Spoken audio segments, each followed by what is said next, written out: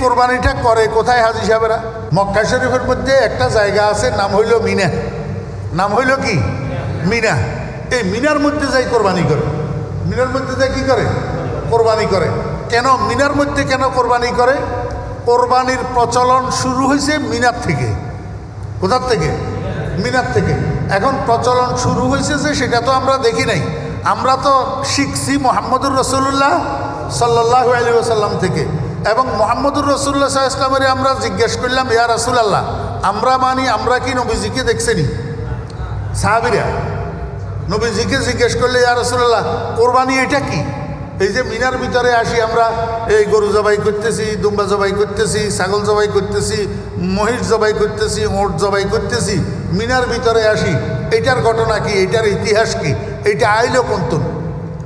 আল্লাহর হাবিব জনাব রাসূলুল্লাহ সাল্লাল্লাহু আলাইহি ওয়াসাল্লাম বলেন, হাযিহি সুন্নাতু আবিকুম ইব্রাহিম। ও আমার সাহাবীরা, এইটার সূচনা হয়েছে আমার এবং তোমাদের ধর্মীয় পিতা, আমার এবং তোমাদের ধর্মীয় পিতা হযরতে ইব্রাহিম আলাইহিস সালাম থেকে। হযরতে ইব্রাহিম আলাইহিস সালাম থেকে। দেখেন, কোরবানির সূচনা হয়েছে ইব্রাহিম আলাইহিস সালাম থেকে। কোরবানিটা হয়েছে কোথায়? মিনাতে। কে কোরবানি করল? বাপে। কে কোরবানি করল? ছেলেকে। শেষ পর্যন্ত ছেলের কোরবানিটা হয় নাই, জান্নাতি একটা দুম্বা কোরবান হয়েছে। জান্নাতি একটা কি হয়েছে? দুম্বা কোরবান হয়েছে। এটা আপনারা অনেক শুনছেন, পুরাতন ঘটনা।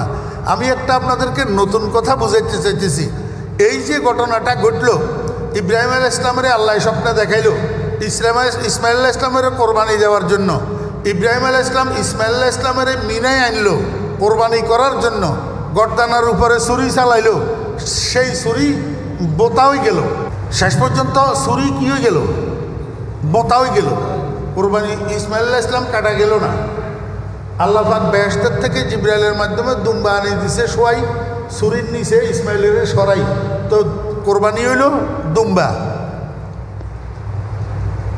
শেষ পর্যন্ত এই কোরবানির ইতিহাসে আল্লাহ পাক রব্বুল আলামিন ইবাদত বানাই দিলেন মুহাম্মদুর রাসূলুল্লাহ সাল্লাল্লাহু আলাইহি ওয়াসাল্লামের উপর।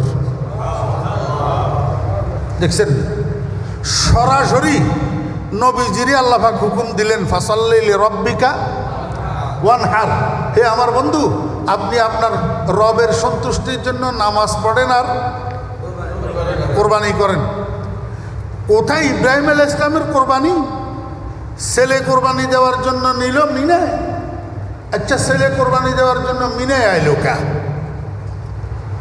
মিনায় আইলো কা? মিনায় কোথার থেকে আসলো? এরপরে রসুল আকরাম সাল্লাল্লাহু আলাইহি ওয়াসাল্লামের আবার কোরবানির হুকুম দিল কা? এখানে একটা গুরুত্বপূর্ণ পয়েন্ট হইল, এই যে কোরবানি শুধু নয়, বরং ইব্রাহিম আলাইহিস সালাম, ইসমাইল আলাইহিস সালাম এবং ইসমাইল আলাইহিস সালামের মারে মক্কা শরীফের মধ্যে আপনার আনি যে ইব্রাহিম আলাইহিস সালাম রাখি গেল, হ্যাঁ, তারপরে সেখানে ইসমাইল আলাইহিস সালাম বড় হইল। সেই বংশ থেকে, ইসমাইল আলাইহিস সালামের বংশ থেকে মুহাম্মদুর রাসূলুল্লাহ সাল্লাল্লাহু আলাইহি ওয়াসাল্লাম জন্মগ্রহণ করলো। উনাকে আল্লাহ নবী বানাইলেন, আর উনাকে আবার সেই কোরবানি করার জন্য আদেশ দিলেন। এর দ্বারা বোঝা যায় এই গোটা পৃথিবীতে যত নবী রসুল আল্লাহ পাক দুনিয়াতে পাঠাইছেন এবং যত নবী রসুলকে আল্লাহ পাক যত ইবাদতের আদেশ দিয়েছেন, হাত্তাকে মুহাম্মদুর রাসূলুল্লাহ সাল্লাল্লাহু আলাইহি ওয়াসাল্লামকে কোরবানির হুকুম দিয়েছেন, নবীজির উম্মতকে কোরবানি করার জন্য কিয়ামত পর্যন্ত আদেশ দিয়েছেন। এই সব কিছুর কেন্দ্রবিন্দু হইল একটা বিন্দু, সেটা হলো মুহাম্মদুর রাসূলুল্লাহ সাল্লাল্লাহু আলাইহি ওয়াসাল্লাম। সব কিছুর কেন্দ্রবিন্দুকে মুহাম্মদুর রাসূলুল্লাহ সাল্লাল্লাহু আলাইহি ওয়াসাল্লাম। দেখেন, এই জন্য মুহাম্মদুর রাসূলুল্লাহ সাল্লাল্লাহু আলাইহি ওয়াসাল্লামের আল্লাহ পাক মক্কায় বানাইছে। ইসলামের 5 বেনা, কয় বেনা? কর না, ইসলামের বেনা কয়টা? সবাই জানেননি? হ্যাঁ, জানে না যে লোকও আছে, জানে না যে লোকও আছে। ইসলামের কয় বেনা? 1 নম্বর কালিমা। 1 নম্বর কি? কালিমা মানে ইমানারি, মানে কি? ইমান। 2 নম্বর নামাজ। 3 নম্বর রোজানো। এই আরেক ভুল আমাদের দেশে প্রচলিত, বুঝেননি? এই 3 নম্বর রোজা ন, 3 নম্বর জাকাত। 3 নম্বর কি? জাকাত। নামাজের পরেরটা ইসলামের বেনা জাকাত, নামাজের পরেরটা ইসলামের বেনা জাকাত। ইসলামের মধ্যে নামাজের যেই পরিমাণ গুরুত্ব, জাকাতেরও সেই পরিমাণ গুরুত্ব, জাকাতেরও সেই পরিমাণ গুরুত্ব। এখন ইসলামের নামে কথা বলে যে মানুষ কতগুলো আছে, নামাজেরই গুরুত্ব দেয় কিন্তু জাকাতেরই গুরুত্ব দেয় না। জাকাতেরই কি দেয় না? গুরুত্ব দেয় না। বলে কেমনে গুরুত্ব দেয় না? জাকাত কোথায় খরচ হবে, কোথায় প্রদান করা হবে, এটার জন্য আল্লাহ পাক 8টা ক্ষেত্র কোরআন শরীফের মধ্যে নির্দিষ্ট করে দিয়েছেন। কয়টা ক্ষেত্র? 8টা ক্ষেত্র। এখন আমি কোরআনে বর্ণিত ওই 8টা ক্ষেত্রর বাহিরে যাইয়া জাকাতকে খরচ করি, যার অর্থ এই দাঁড়ায় আমাদের কাছে জাকাতের গুরুত্ব নাই। আমাদের কাছে জাকাতের গুরুত্ব নাই। কোনো রাজনৈতিক পার্টির, কোনো রাজনৈতিক দলের দলীয় সাংগঠনিক কার্যক্রমের মধ্যে যদি জাকাতের টাকা খরচ করা হয়, খোদার কসম জাকাত আদায় হবে না, জাকাত আদায় হবে না। আমরা ইসলামের কথা বলি, অথচ আমরা সাংগঠনিক কার্যক্রম, সাংগঠনিক মিটিং, মিছিল, সভা, সিম্পোজিয়াম, আমরা জাকাতের টাকা খরচ করি। জাকাতকে আমরা সাধারণ ফান্ড থেকে পৃথক করি না, আমরা জাকাতের টাকারে সাধারণ ফান্ডের মধ্যে ঢুকাই, সেই টাকারে যেখানে মনে চায় সেখানে খরচ করি, অথচ হারাম। অথচ কি? হারাম। আর এই জন্যই আমরা নামাজের পরে জাকাত কই না, কই রোজা।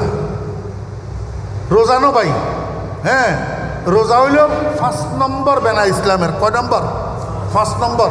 1 নম্বর বেনা ইমান, 2 নম্বর বেনা নামাজ, 3 নম্বর বেনা জাকাত, 4 নম্বর বেনা হজ, 5 নম্বর বেনা রোজা। 5 নম্বর বেনা রোজা। তাহলে 4 নম্বর বেনাটা কি? হজ। 4 নম্বর বেনাটা হজ। এই হজের কার্যক্রমের মধ্যে জিলহজ মাসের 8, 9, 10, 11, 12, 13 এই 6টা দিন লাগে। কয়টা দিন লাগে? 6টা দিন।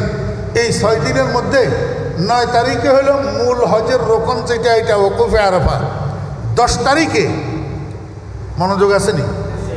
10 তারিখের 1 নম্বর কাজ হলো জমরায়ে আকাবাতে রমিয়ে জেমার করা, অর্থাৎ বড় শয়তানের হাত্তর মারা। আমরা দেশের মানুষে যেই ভাষায় বুঝি আর বড় শয়তানের কি মারা? হাত্তর মারা। হিয়ান্তুন যাই। এবারে হজের কাজ হলো কোরবানি করা। কি? কোরবানি করা। একটু বিশ্লেষণের দাবি রাখে, যেহেতু হজ 3 প্রকার, হজ্জে আফরাদ, হজ্জে কেরান, হজ্জে তামাত্তু। এটা আপনারা বুঝতেন না, আর দরকারও নাই। যে যখন হজ্জে যাবেন তখন আপনি হজ্জে তামাত্তু করবেন, তামাত্তুর মাসলা শিখে যাবেন।